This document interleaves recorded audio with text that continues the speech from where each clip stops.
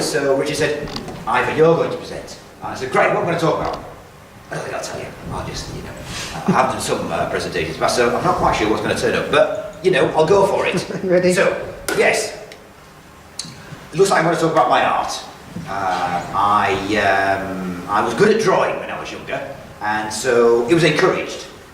And so you tend to do more of it, and you tend to get better and better until you have a talent that people think, oh, that's good, I'll pay for that, So I could draw and I could paint, but the problem I had was that because people encouraged me and admired the sort of the realistic quality of the art, that tended to make me want to do more realistic stuff.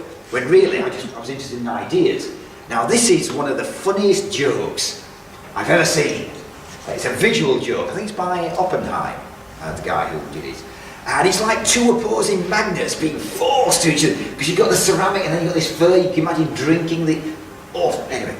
And so I started to experiment with ideas. I wanted to see what I could do in a surrealistic way.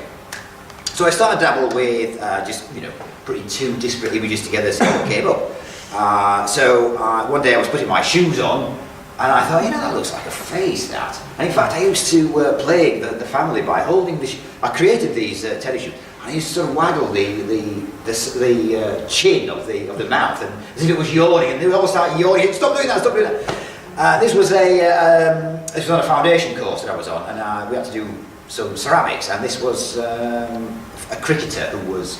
So the idea was that the cricketer was surrounded, imprisoned by the wickets rather than guarding them.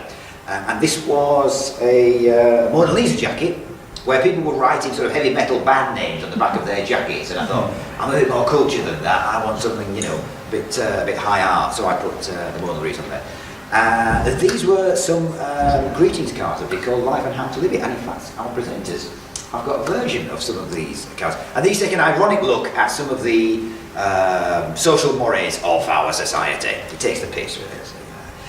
And then I did a series of paintings of being with famous people, because I got interested in fame.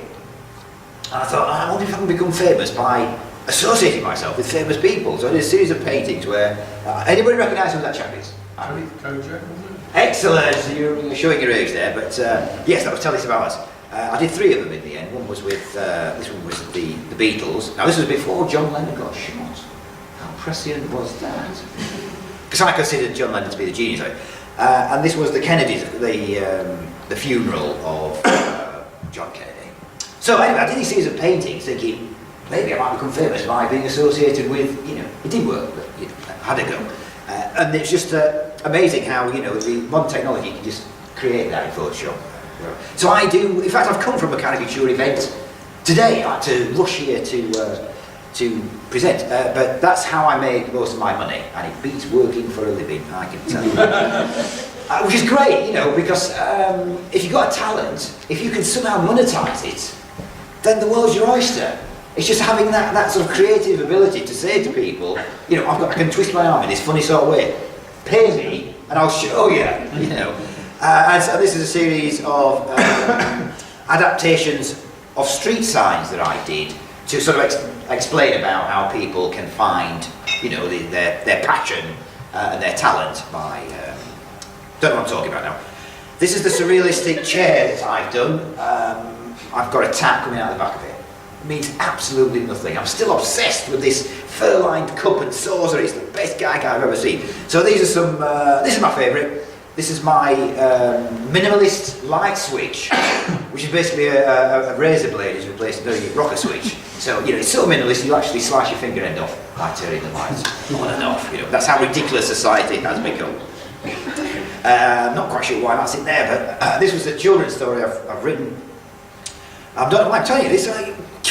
It's your slide. Yeah, so it was about a magpie that couldn't fly, and it had to make friends with a crow to help it get to a place where...